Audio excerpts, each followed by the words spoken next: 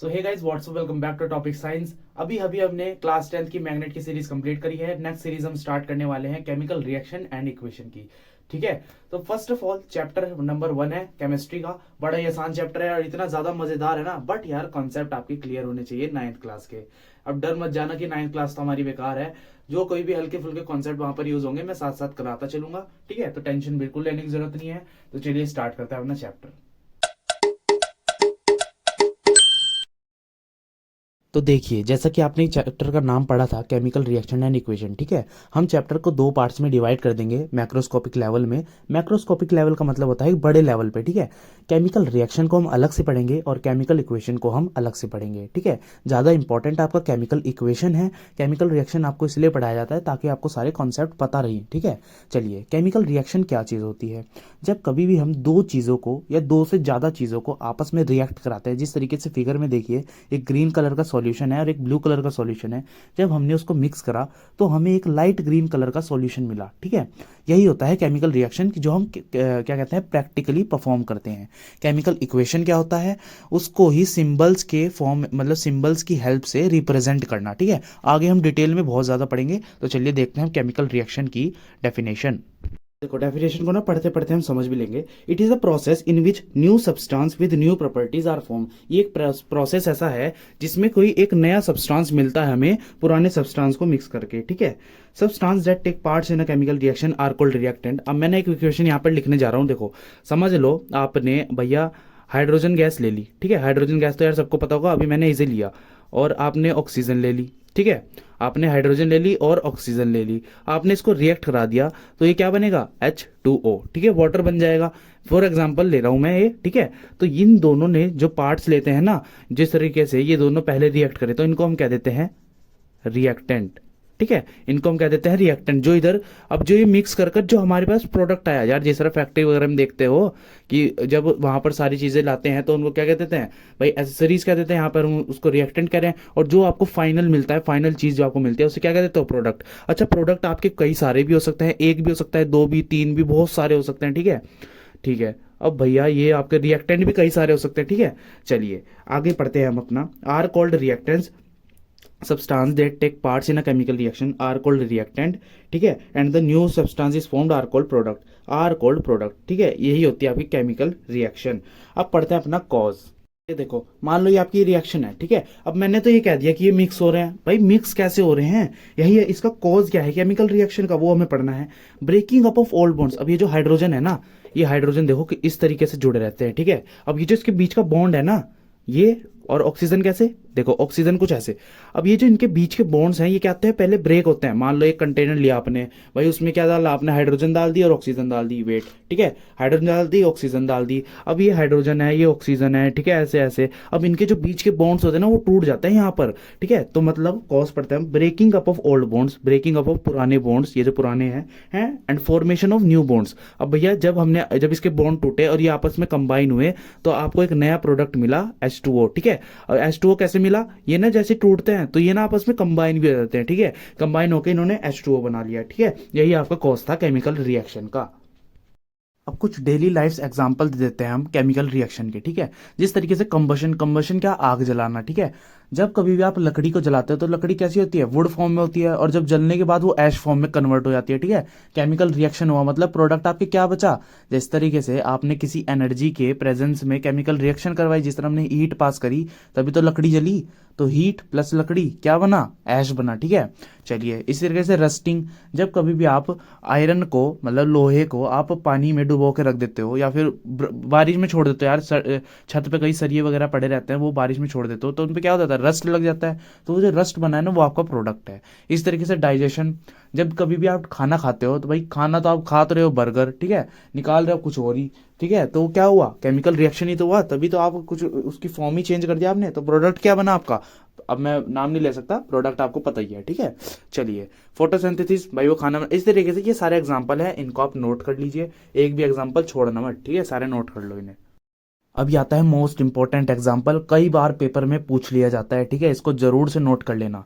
Burning of magnesium ribbon to produce white light. Is also an example of chemical reaction. मतलब जो आपका magnesium का ribbon होता है ना, उसमें आग लगाना, ठीक है, और आग लगाते हम जैसे ही हैं, उससे ना हमें व्हाइट लाइट प्रोड्यूस होती है। मतलब यार लाइट तो निकलेगी उसमें से, कोई भी चीज़ आप जलाओगे उजाला तो होगा ही, ठीक है। Also an example of chemical reaction, ये भी एग्जाम्पल है केमिकल रिएक्शन का। अब इसके ऊपर ना ये समरी सी दी हुई है आपको। Magnesium is a reactive metal. जो मैग्नीशियम है ना वो एक मेटल है और वो बहुत ज़्यादा रिएक्टिव है, वो ना सबसे रिएक्ट कर जाता है जल्दी, ठीक है। When kept expose in air for long time, जब कभी भी हम उस मैग्नीशियम रिबन को खुला छोड़ देते हैं ना हवा में, ठीक है, तो क्या होता है, वो स्लोली कंबाइन करने लगता है, धीरे धीरे कंबाइन करने लगता है कई सारी गैसेस से जो आपकी प्रेजेंट होती हैं एयर में। भाई एयर में खाली ऑक्सीजन थोड़ी ना होती है, काफ़ी सारी और भी गैसेस होती हैं। तो वो ना उनसे क्या कहते हैं, रिएक्ट कर करके अपने ऊपर ना एक परत बना लेता है, लेयर बना लेता है वो अपने ऊपर एक, ठीक है, मैग्नीशियम रिबन। अब वो भाई जलता नहीं, जब कभी भी हम उसके पास में क्या कहते हैं वो लाते हैं ना फ्लेम, फ्लेम मतलब आग, तो वो जलता नहीं मैग्नीशियम रिबन। तो उसको जलाने के लिए हमें उसको सैंड पेपर से रब करना पड़ता है, ठीक है, सैंड पेपर से रब करना पड़ता है। और रब क्यों करते हैं, उसके ऊपर की वो लेयर हटाने के लिए, ठीक है। तो ये था आपका क्वेश्चन। और ये देखो सैंड पेपर कुछ ऐसा दिखता है, भाई मिस्त्री तुम्हारे घर में कभी काम लगा हो, वहाँ मिस्त्री पेंट छुटाने के लिए यूज़ करता है ना, वही होता है सैंड पेपर। तो इस एग्जाम्पल को नोट कर लो, बहुत ज़्यादा इंपॉर्टेंट है। अब ये देखो, ये आपके सामने उसकी रिएक्शन आ गई, ठीक है। ये होती है केमिकल इक्वेशन, इसको ना इक्वेशन कहते हैं। वो जो मैंने आपको प्रैक्टिकली बताया वो होता है केमिकल रिएक्शन, ठीक है। चलो देखो, मैग्नीशियम था, वो स्लोली कंबाइन करा था किसके साथ, ऑक्सीजन के साथ, क्योंकि वो गैस क्या कहते हैं एयर में प्रेजेंट होती है ना, ठीक है, उससे रिएक्ट करा। अभी ये मत कंफ्यूज होना कि ये 2 mg क्यों लिखा है यहाँ पर, खाली mg क्यों नहीं लिखा, ये एक राज की बात है, ये आगे आएगी चैप्टर में, ठीक है। जब 2 mg प्लस ऑक्सीजन, ऑक्सीजन के साथ कंबाइन करा तो आपके सामने प्रोडक्ट क्या बना, मैग्नीशियम ऑक्साइड, ठीक है, इसको कहते हैं मैग्नीशियम ऑक्साइड, नीचे लिख लेना। और आपके पास क्या बनी, व्हाइट लाइट, ठीक है, व्हाइट लाइट बनी, मतलब एक एनर्जी निकली है रिएक्शन कराने पे, ठीक है। तो ये थी आपकी रिएक्शन, इसको नोट कर लो। अब हमें पढ़नी है characteristics of chemical reaction. Characteristics का मतलब कि हम पता कैसे लगाएंगे या भाई इक्वेशन हो रही है, क्या क्या चेंजेस हमें देखने को मिल सकते हैं, ठीक है। A chemical equation can be identified by following observation, ठीक है। हम ये सारे ऑब्जर्वेशन को देख कर हम पता लगा सकते हैं कि यहाँ पर केमिकल रिएक्शन हो रही है। तो फर्स्ट क्या है, एवोल्यूशन ऑफ गैस। एवोल्यूशन का मतलब गैस का निकलना, ठीक है, एवोल्यूएट होना। एग्जाम्पल, अब इसका एग्जाम्पल याद कर लेना, ये बहुत ज़्यादा इंपॉर्टेंट है, ठीक है। कैरेक्टरिस्टिक्स बहुत ज़्यादा इंपॉर्टेंट है, यहाँ से 1-2 मार्क्स के क्वेश्चन बन जाते हैं। तो एवोल्यूशन ऑफ गैस क्या, example, when zinc granules react with dilute hydrochloric acid. जब भाई आपका जिंक एक मेटल होता है, ठीक है, उसका ग्रेनल्स मतलब जिंक के टुकड़े, जब वो रिएक्ट करते हैं ना डाइल्यूट हाइड्रोक्लोरिक एसिड से। अब यहाँ पर ये डाइल्यूट वर्ड क्या आ रहा, डाइल्यूट का मतलब होता है ऐसा एसिड जिसमें पानी की मात्रा हो कुछ, ठीक है, उसमें कुछ डिस्टिल वाटर मिला रखा हो। डिस्टिल वाटर वही आरओ वाला, ठीक है, आरओ का पानी मिला रखा हो तो उसमें हम डाइल्यूट कह देते हैं, ठीक है, dilute hydrochloric acid. Hydrogen gas is evolve, जैसे ही आप जिंक के ग्रेनल्स हाइड्रोक्लोरिक एसिड में डालते हो हमें क्या मिलती है, हाइड्रोजन गैस बन जाती है। रिएक्शन में देखो, जब हम जिंक को रिएक्ट कराते हैं हाइड्रोक्लोरिक एसिड, इसके ना सब ये फॉर्मूलेज ना आप याद कर लेना। जिस तरह हाइड्रोक्लोरिक एसिड का फॉर्मूला क्या होता है, HCl, ठीक है। वैसे ना 9th क्लास में आपको ये बनाने सिखाए हुए थे, फॉर्मूलाज बनाने सिखाए होते हैं एलिमेंट्स के। तो अगर वो नहीं आते तो चलो मैं एक वीडियो अपलोड कर दूंगा, कोई नहीं, ठीक है। एग्जाम्पल आपको पता चल गया, इसको याद कर लीजिए। सेकेंड कैरेक्टरिस्टिक्स हमारी आती है टू चेंज इन कलर। मतलब अगर उसके कलर में कोई चेंज हुआ, भैया जो प्रोडक्ट बन रहा है उसका कलर कुछ चेंज हो जाए, ठीक है। थर्ड पॉइंट क्या, इसका एग्जांपल और थर्ड वाले का सेम एग्जांपल है, ठीक है, और सेम है, दो चीज़ों का एक एग्जांपल है। तो मतलब ये एग्जांपल भाई 100% बहुत ज़्यादा इंपॉर्टेंट है, ठीक है। ये तो मेरे पेपर में भी आया था जब मैंने 10th क्लास के पेपर दिए थे, ठीक है। देखो, to change in colour, formation of precipitate. अब ये प्रेसिपिटेट क्या होता है, देखो ये ना एक झाग टाइप होता है, झाग टाइप, ठीक है।